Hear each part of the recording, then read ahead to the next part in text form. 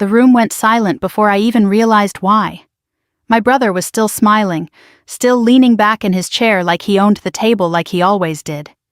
The smell of roasted ham and brown sugar glaze hung in the air, warm and comforting, but something inside me tightened.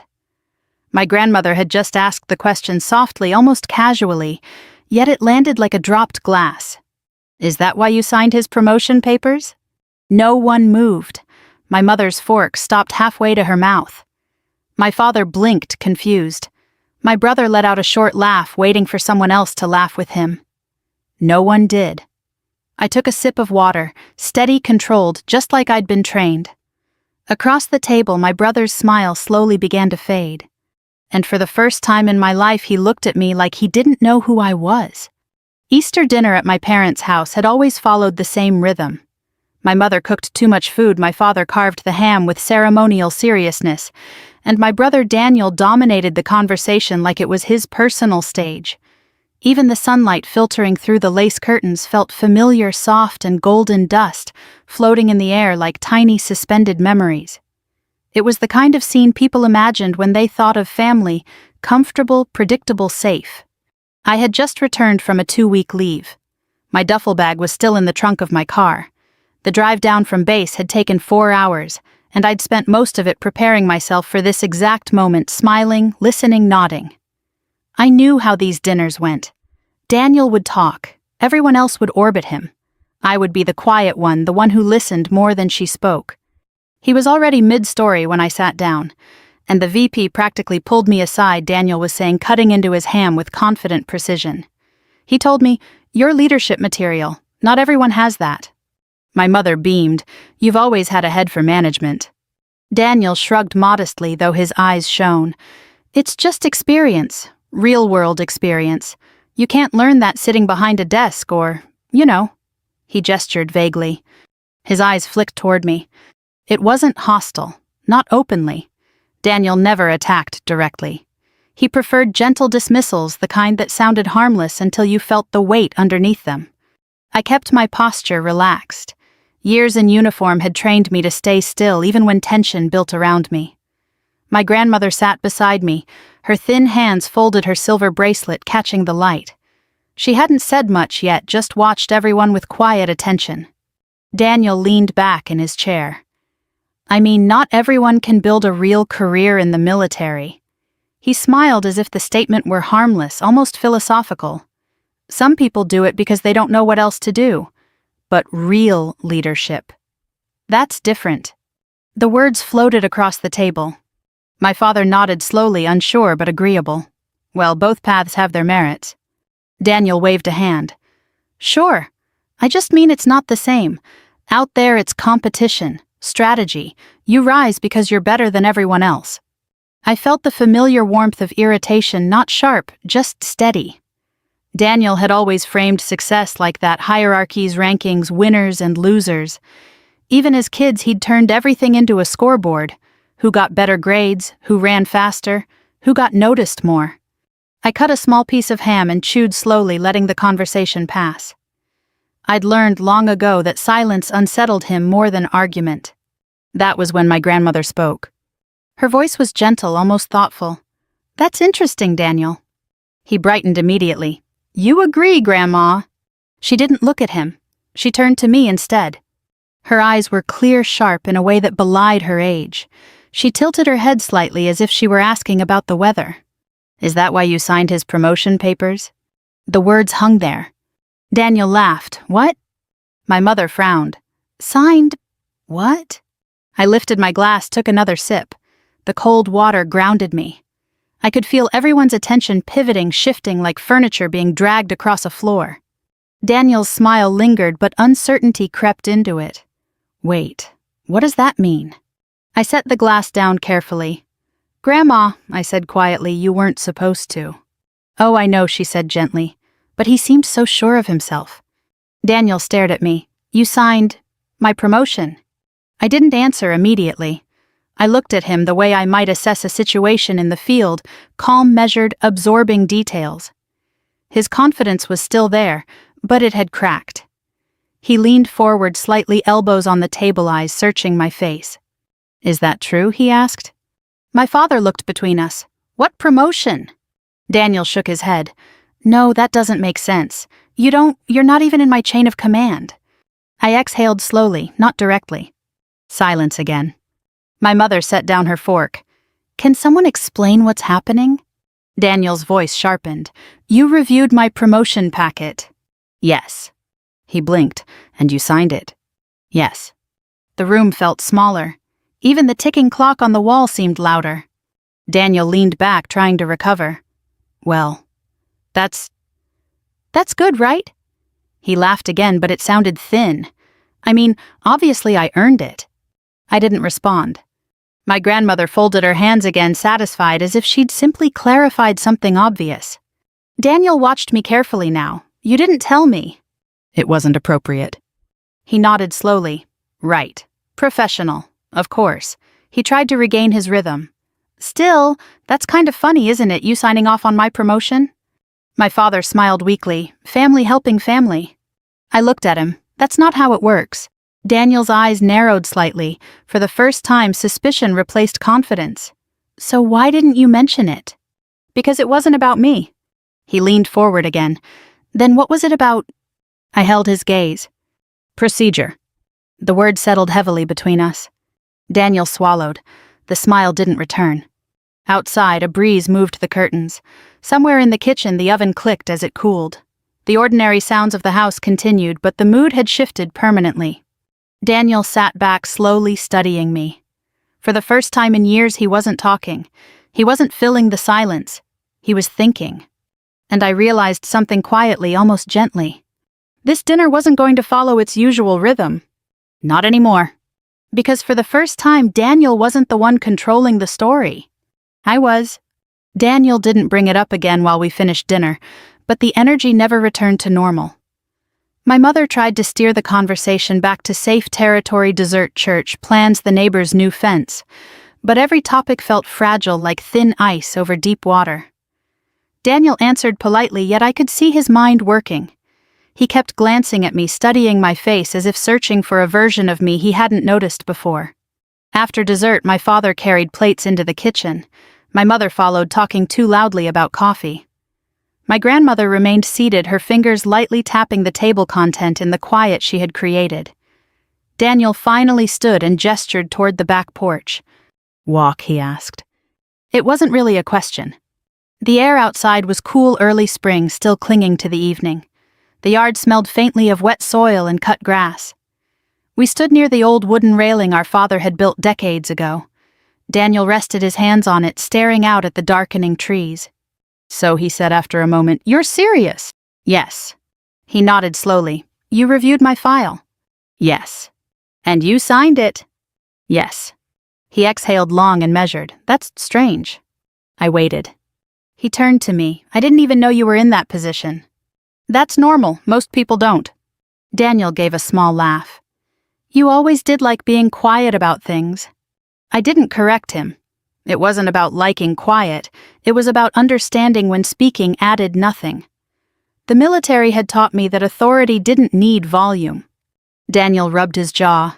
Still, it's kind of ironic right after all these years. Maybe. He studied me again. You don't seem proud. I did my job. That's it. Yes. He looked away, uneasy now. You know, when I joined, I didn't think we'd end up crossing paths like that. I didn't either. He shifted his weight. But it makes sense. You've been in longer. You've moved up. He said it carefully, like he was testing unfamiliar words. You're... What now? I hesitated. I oversee personnel evaluations at a regional level. He blinked. So you see a lot of promotion packets? Yes. And mine just happened to come across your desk? Yes. Daniel absorbed that slowly. The breeze moved through the trees, rustling leaves like distant whispers. He finally nodded, trying to reclaim control of the conversation. Well, he said I appreciate it. I didn't respond. He noticed. You don't think I deserved it. I followed procedure. That's not an answer. It's the only one that matters. Daniel frowned. You always do that. You hide behind professionalism. I looked at him. It's not hiding. It feels like it. He leaned closer. We're family, you can be honest. I held his gaze. I was. He didn't like that. I could see it in the way his shoulders stiffened.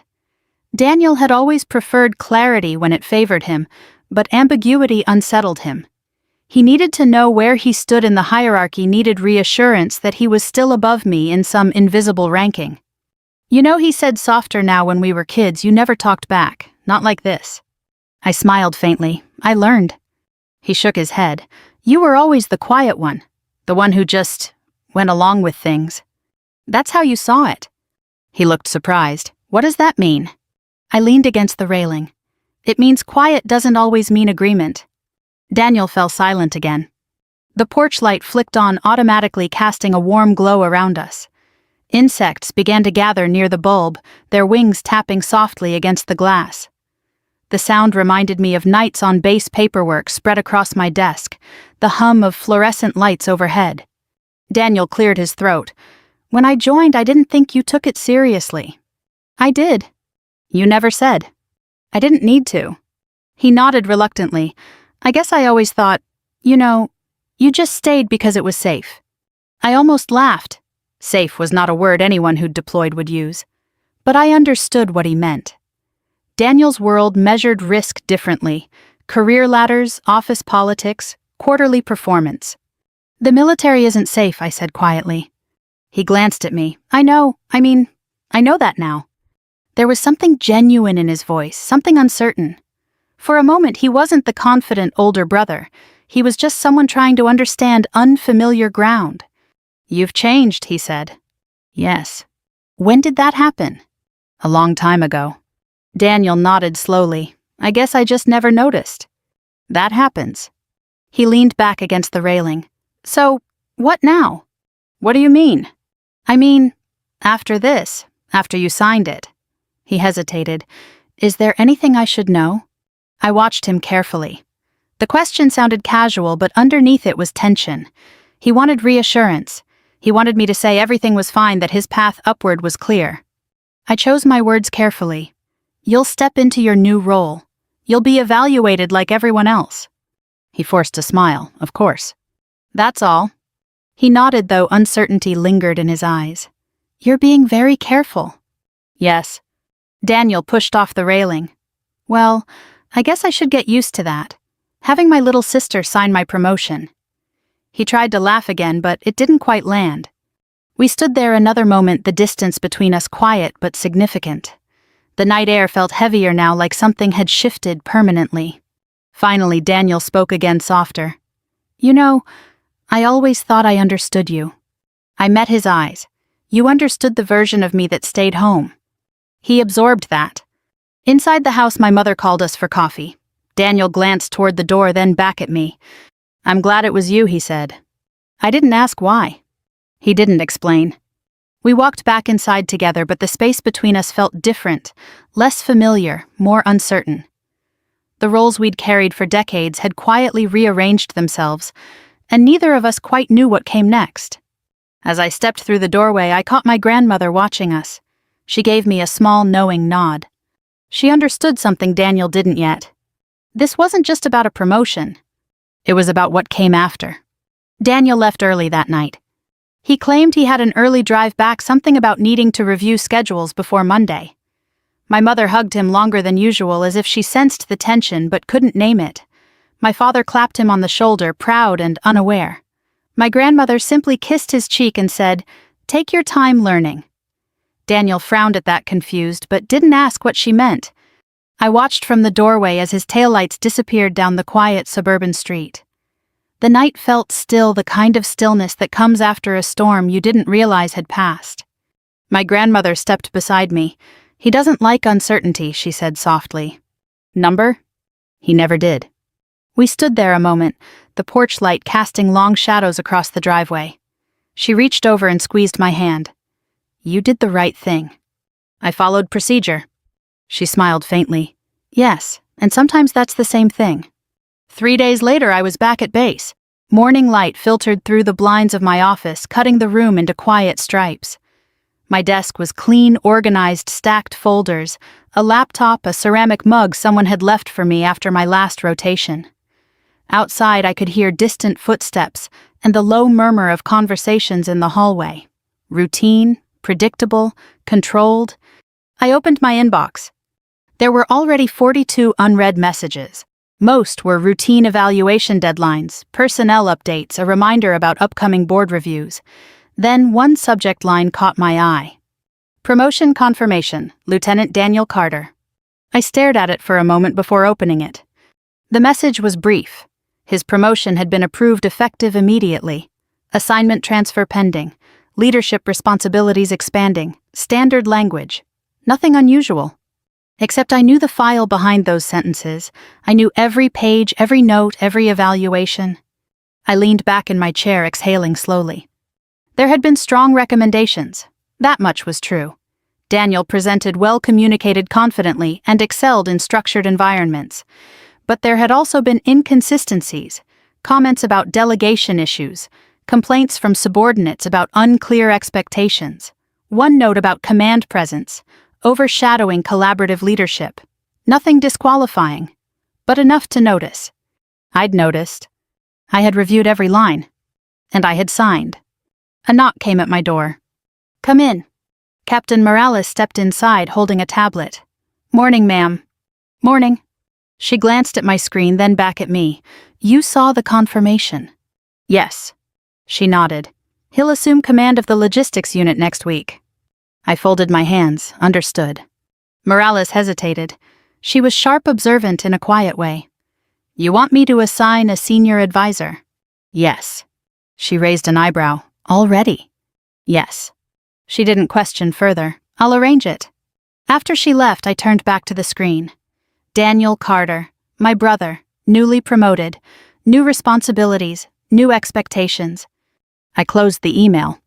The next few days moved quickly. Personnel changes always did. Transfer orders, briefings, coordination meetings. I reviewed other promotion packets, signed routine documents, answered questions from junior officers. The rhythm of the job settled around me like familiar armor. But Daniel's name appeared often. Assignment confirmations, scheduling notes, unit readiness updates. Each time I read carefully. Not because he was my brother, because he was now in a position that mattered.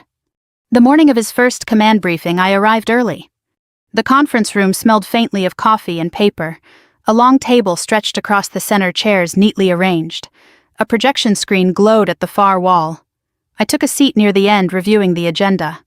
Daniel entered 5 minutes later. He stopped when he saw me. Surprise flickered across his face, quickly replaced by composure. He walked in confidently, greeting the others with firm handshakes. He looked comfortable, already performing the role he'd envisioned. When he reached me, he paused. "I didn't know you'd be here," he said quietly. "I observe initial transitions." He nodded slowly. "Of course." He took his seat at the head of the table. The meeting began. Daniel spoke clearly, outlining priorities, emphasizing efficiency and accountability.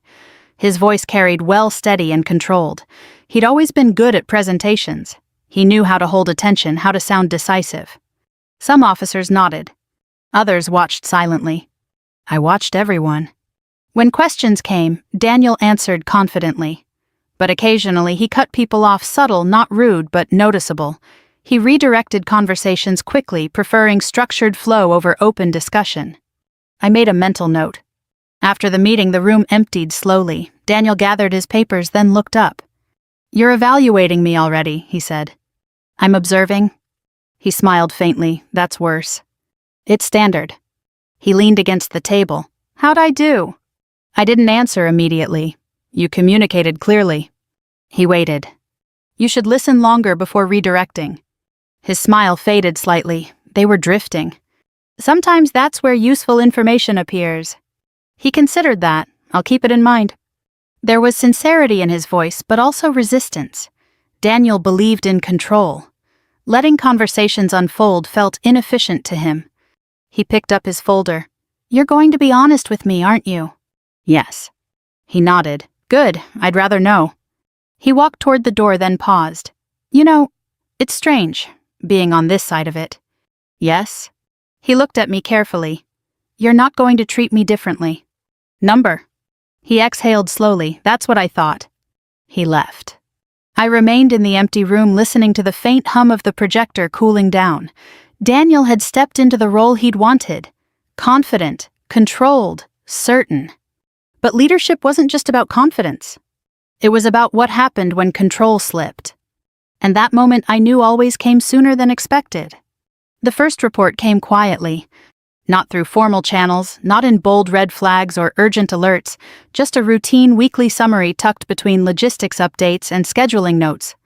I almost missed it. A single line under Internal Observations Unit feedback indicates communication friction during transition period. I read it twice. Communication friction was the polite language of bureaucracy. It could mean anything from minor adjustment pains to deeper structural tension. I clicked into the attached notes. 2 anonymous comments appeared, both brief. Instructions change mid-task. Hard to clarify priorities, questions get redirected. Nothing alarming? Not yet. I closed the file and moved on. Leadership transitions always generated noise. People adjusted, tested boundaries, learned new rhythms. I had seen it dozens of times. Most settled naturally. Still, I made a note. 2 days later, another report arrived. This time from the senior advisor I had assigned Major Keller, a steady officer with a reputation for reading rooms accurately. Transition progressing, command presence strong. Recommend increased listening window during briefings. I leaned back in my chair. Keller rarely wrote recommendations unless he believed they mattered. He wasn't criticizing Daniel, just observing, but the pattern was forming.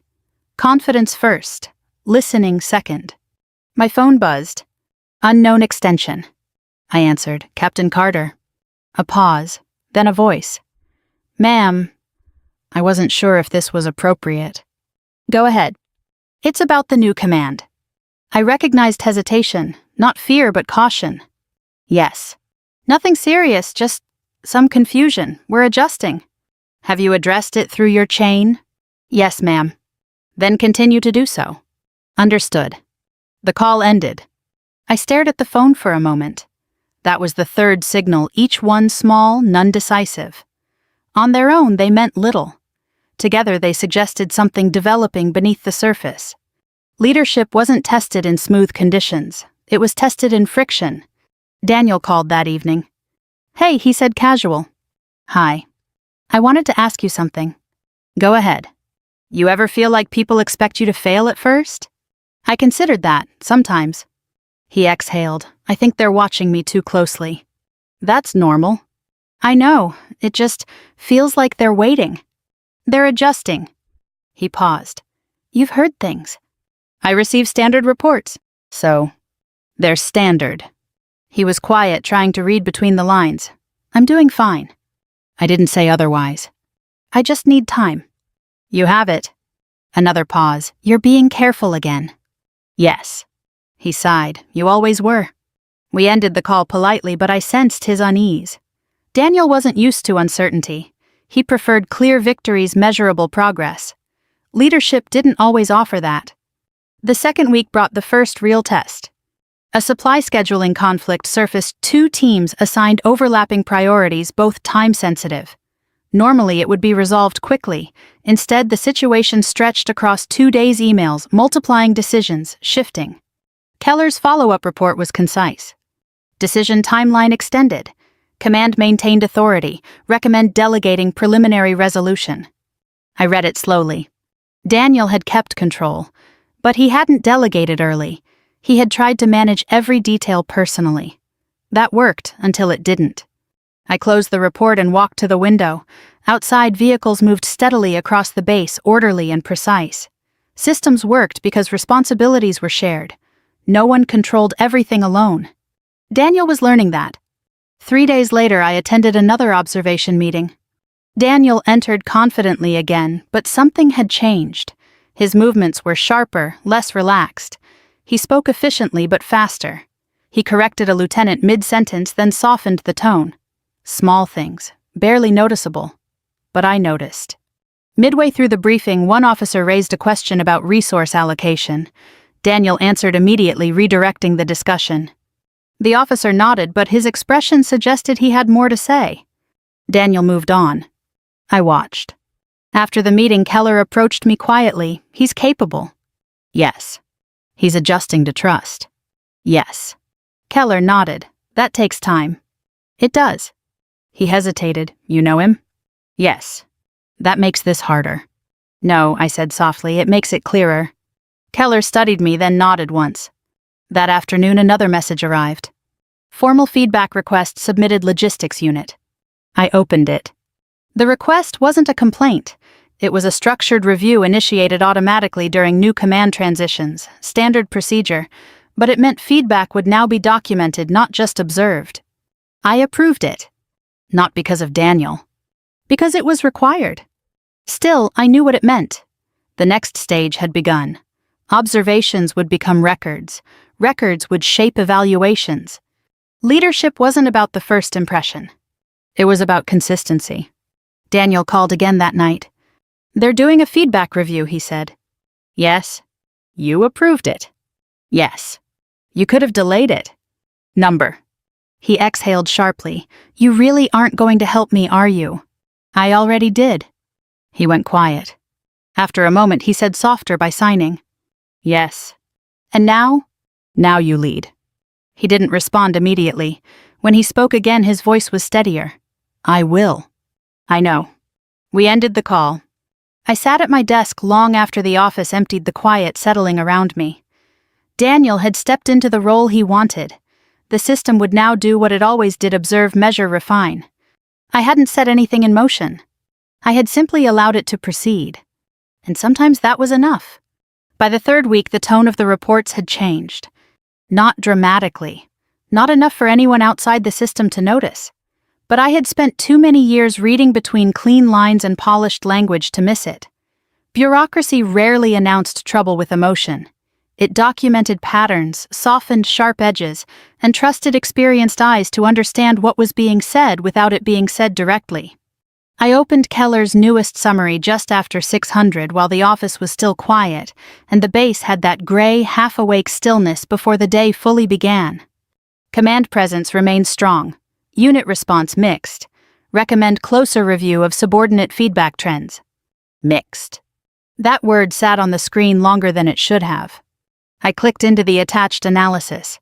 The comments were still professional, still measured, but no longer harmless. He prefers to be obeyed rather than informed. Clarification is sometimes interpreted as resistance. Morale is becoming inconsistent across shifts. He's capable, but people are starting to work around him instead of through him. I read each line twice, then closed the file and rested my fingers against the desk. That last sentence mattered most. When people started working around a leader, the problem was no longer personality. It was trust. A knock sounded at my door. Come in. Captain Morales stepped inside carrying a slim folder. Morning, ma'am. Morning. She set the folder down in front of me. Preliminary transition review. Nothing formal yet. I opened it.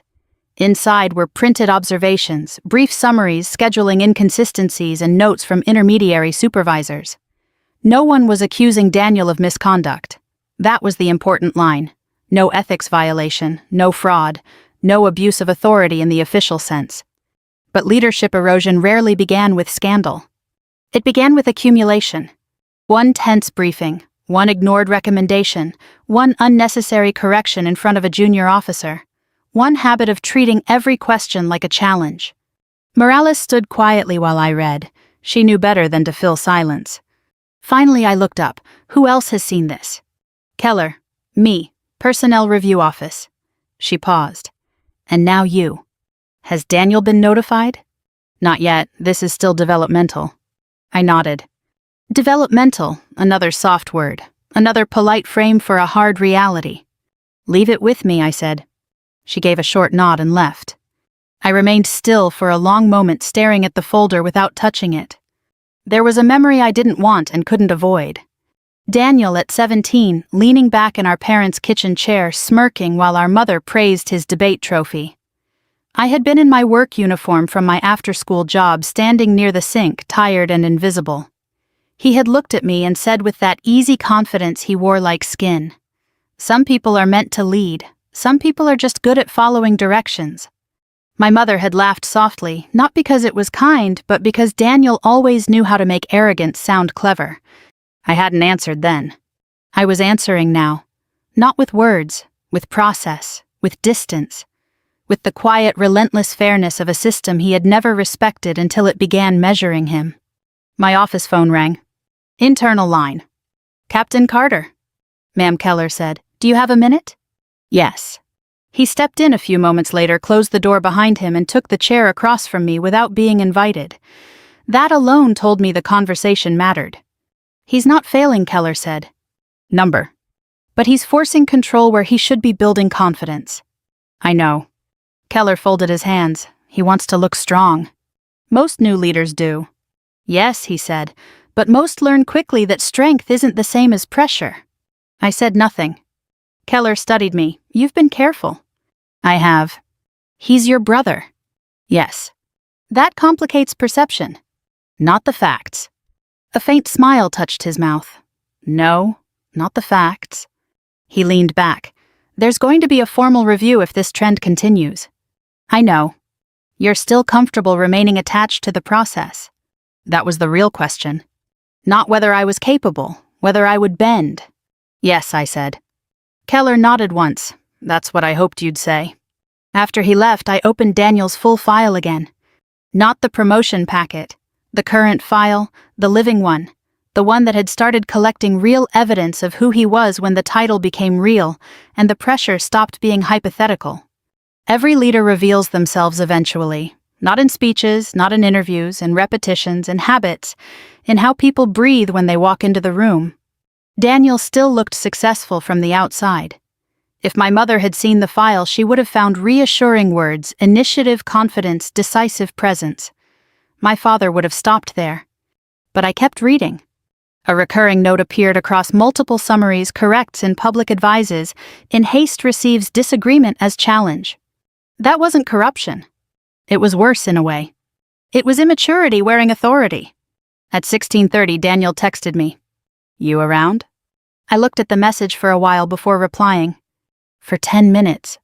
He appeared outside my office 14 minutes later, knocked once, and stepped in wearing the controlled expression of someone trying not to seem rattled. You're busy, he said. Yes. He closed the door behind him. I'll be quick. I gestured to the chair, but he didn't sit. He stayed standing, hands at his sides, shoulders too tight. They're watching everything I do. Yes. A humorless laugh escaped him. You always answer like that. When it's accurate. He looked away briefly, then back at me. I know there's feedback building. I said nothing. He stepped closer. You've seen it. Yes.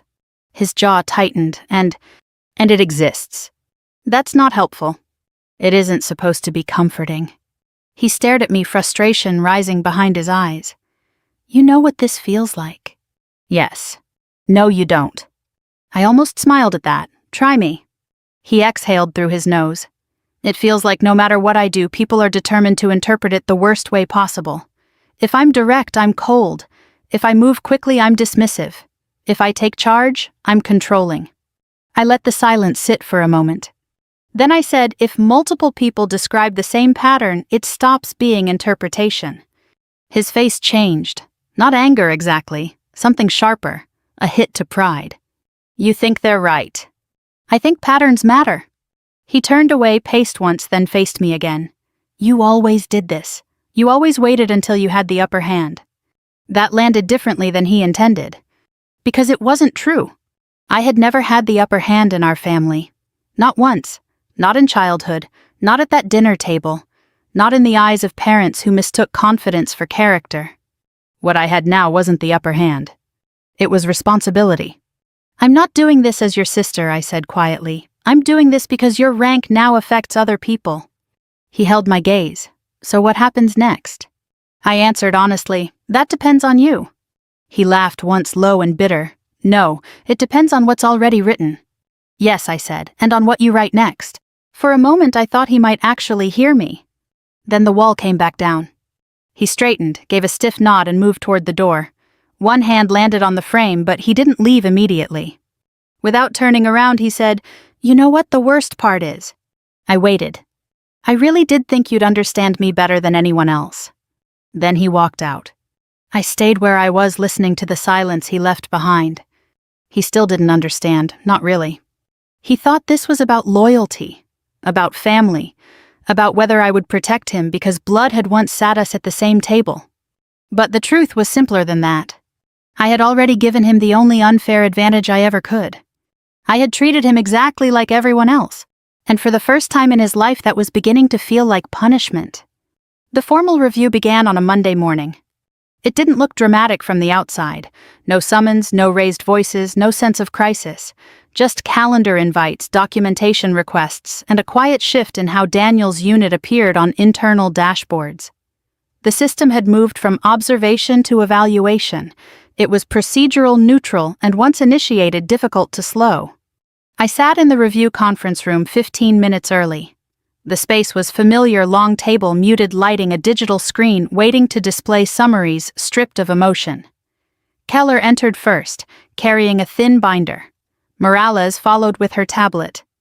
2 senior officers from Command Oversight took their seats across from us. Daniel arrived last. He paused at the door, scanning the room. He looked composed, but I could see tension in his shoulders. He took the chair opposite me. For a moment, we simply acknowledged each other, no hostility, no warmth, just recognition. The senior reviewer, Colonel Whitman, began. This is a standard developmental review following a leadership transition. The goal is to assess alignment between command style and operational effectiveness. Daniel nodded, understood. Whitman gestured to the screen. We'll review patterns, not isolated incidents. The first slide appeared. Communication timelines, decision intervals, delegation metrics, numbers arranged neatly without commentary. Daniel leaned forward, studying them carefully. Whitman continued. Your decision-making speed is strong. Your clarity of direction is also strong. However, delegation frequency is below unit average. Daniel answered calmly. I prefer direct control during transition. Whitman nodded. That's understandable initially, but extended control can reduce initiative within the team. Daniel accepted that with a small nod. The next slide showed feedback summaries, anonymized, aggregated, nothing harsh, but the pattern was clear, decisive leadership paired with reduced collaborative input. Whitman spoke evenly. There is respect for your authority, but some hesitation around engagement. Daniel responded measured. I'm working on that. Keller added quietly, You've improved in recent briefings. Daniel glanced at him, surprised. Thank you. The discussion remained professional, steady. No accusations, no confrontation, just evidence layered gently but persistently. Then Whitman moved to the final section.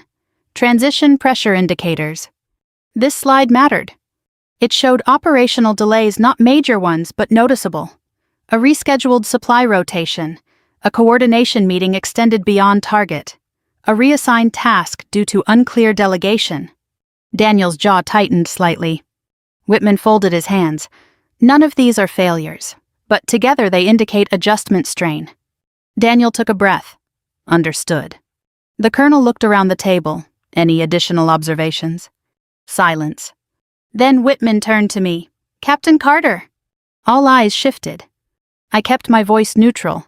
He communicates clearly. He maintains accountability. The current challenge is trust distribution. Daniel didn't move. Whitman nodded, meaning he holds responsibility tightly. The unit is waiting to be trusted. Whitman leaned back. That aligns with our reading. Daniel finally spoke. I didn't realize it looked that way. Keller answered gently, It's common. Daniel nodded slowly. Whitman closed the binder. This review is developmental. No corrective action required. However, we'll reassess in 30 days. Daniel exhaled quietly. The meeting ended. Chairs moved, papers gathered. The room emptied gradually. Daniel remained seated, staring at the dark screen. I stood but didn't leave. After a moment, he spoke. That wasn't as bad as I expected. Number.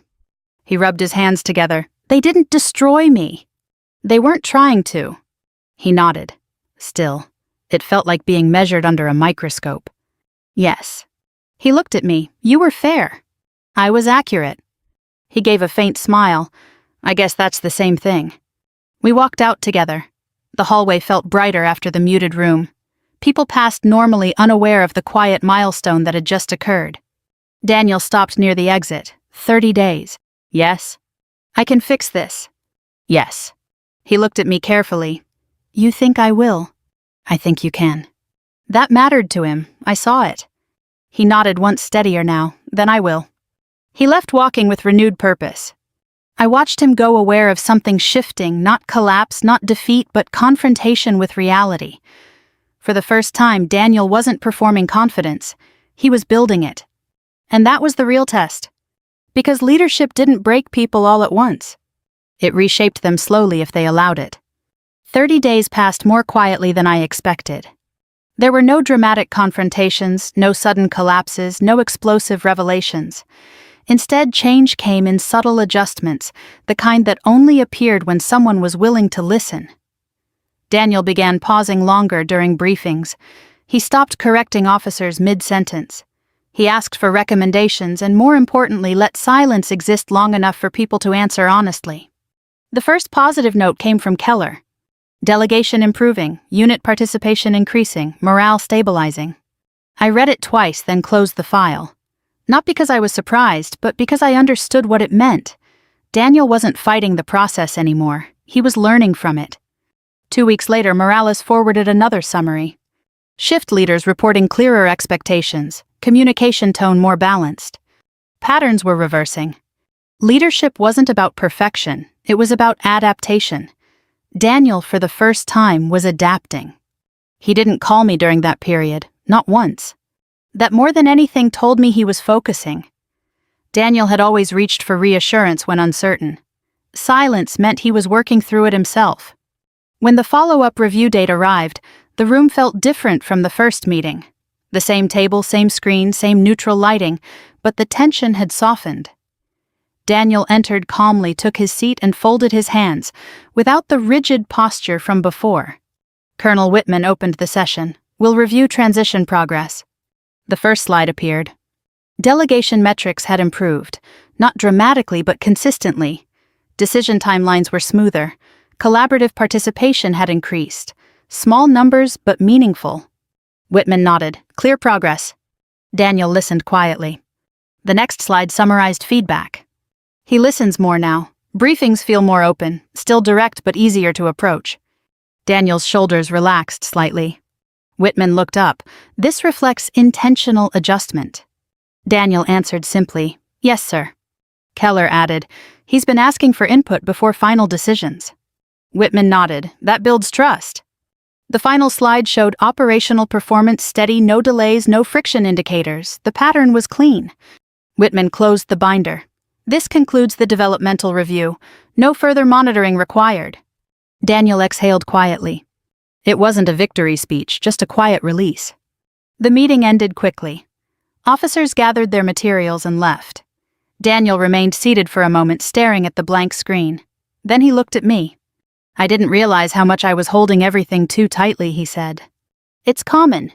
He nodded. You knew. Yes. And you didn't tell me outright. You wouldn't have heard it. He smiled faintly. You're probably right. We walked out together into the hallway. Sunlight spilled through the windows, bright and ordinary. The tension that had surrounded him weeks earlier was gone. People greeted him naturally. He responded calmly without the exaggerated confidence he used to carry. At the exit, he stopped. You know, he said when Grandma said that at Easter, I thought you were exposing me. I waited. But you weren't, he continued. You were just telling the truth. Yes. He nodded slowly. You gave me the promotion, but you also gave me the chance to earn it. I didn't answer. He looked out the window. I spent years thinking leadership meant being above everyone. Turns out it means standing with them. That's a good lesson. He smiled quieter than usual. You learned it earlier. I had to. He turned back to me.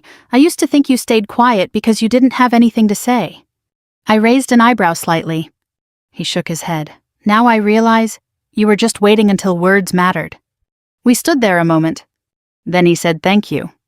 It was simple. No ego, no performance, just sincerity. I nodded. You did the work. He took a breath, then added, Dinner next Sunday, Mom's planning leftovers. Maybe. He smiled. I'll try not to brag this time. That would be new. He laughed softly and walked away. That Sunday I returned to my parents' house. The same table, the same lace curtains, the same warm smell of roasted ham reheated from the freezer. But the energy felt different. Daniel sat across from me quieter, listening more than speaking. My mother still asked about his work, but he answered without exaggeration. My father nodded proud in a softer way. My grandmother watched both of us. At one point, Daniel glanced at me and said, "Things are going well. I'm learning." She smiled knowingly. Good. No one mentioned the promotion. No one needed to. Because the silence this time wasn't heavy. It was earned. I looked around the table feeling something settle inside me. The rivalry that had shaped our childhood hadn't disappeared, but it had transformed. Daniel no longer needed to be above me, and I no longer needed to prove anything. Sometimes revenge wasn't about taking something away. Sometimes it was about letting someone confront who they really were without interference, without protection, without excuses. I hadn't humiliated him. I hadn't blocked him. I had simply signed the paper and stepped back. And in doing so, I gave him exactly what he'd always claimed he wanted. A real career. With real accountability. If you've ever watched someone change, not because they were forced, but because they finally understood themselves, then you know how quiet that kind of ending can be. It doesn't explode. It settles. It reshapes relationships in ways no argument ever could. If this story reminded you of someone in your own life, someone who had to learn the hard way, share your thoughts in the comments and tell me where you're watching from. Stories like this happen more often than we think. And if you enjoy calm, real, emotionally grounded journeys like this one, consider subscribing so you don't miss the next story. We have many more to share, and I'd love for you to continue this journey with us.